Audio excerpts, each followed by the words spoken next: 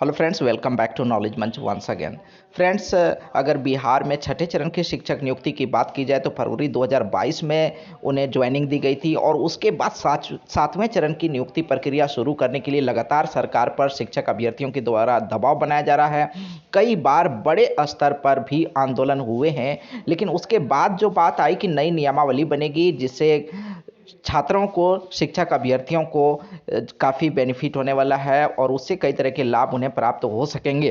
तो नई नियमावली भी शिक्षा मंत्री डॉक्टर प्रोफेसर चंद्रशेखर के द्वारा भी स्वीकृति मिल चुकी है और उसके बाद जो है नई नियमावली के बाद देखें तो कैबिनेट में अभी जाना बाकी है और कैबिनेट के बाद जब पूरी प्रक्रिया पूरी हो जाएगी नियमावली की तो फिर नोटिफिकेशन आना बाकी है।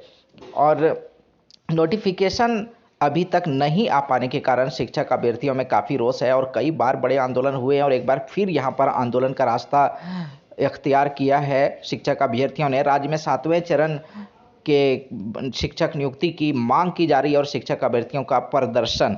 राज्य में सातवें चरण की शिक्षक नियुक्ति की मुख्य मांग को लेकर अभ्यर्थियों ने गुरुवार को यहां गर्दनी बाग में प्रदर्शन किया। प्रदर्शनकारियों में सीटेट एवं बीटेट पास अभ्यर्थी शामिल थे, उनमें महिला अभ्यर्थी भी शामिल थी। धरना प्रदर्शन का आह्वान बिहार प्रारंभिक युवा शिक्षक संघ ने किया है। प्रदर्शनकारियों के हाथों में तख्तियां थी जिन पर उनकी मांगों को से संबंधित नारे अंकित थे। प्रदर्शनकारी प्राथमिक से लेकर उच्च माध्यमिक तक के शिक्षक बहाली की विज्ञप्ति एक साथ जारी करने की मांग कर रहे थे। बिहार प्रारंभिक युवा शिक्षक संघ के प्रदेश अध्यक्ष दीपांकर गौरव ने बताया कि शिक्षक अभ्यर्थियों का आंदोलन और तेज होगा।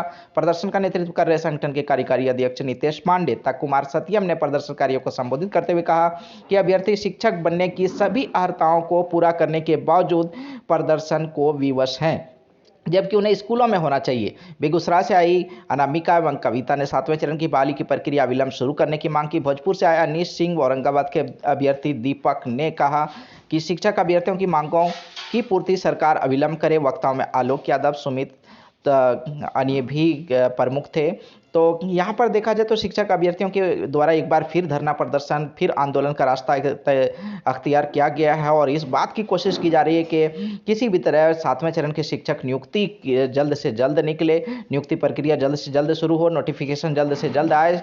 सरकार पर लगातार दबाव बढ़ाया जा रहा है। हालांकि सरकार अभी जो है कैबिनेट में नई नियमावली का पास होना बाकी है और नई नियमावली पास होने के बाद ही नोटिफिकेशन आने की संभावना है। तो फ्रेंड्स, आगे क्या कुछ अपडेट रहता है और नियमावली में भी कई तरह के बड़े बदलाव किए गए हैं और जो पंचायत स्तर पर जो नियोजन इकाई थी उन्हें खत्म करके अब जिला स्तर पर 38 नियोजन इकाई काम करेंगे।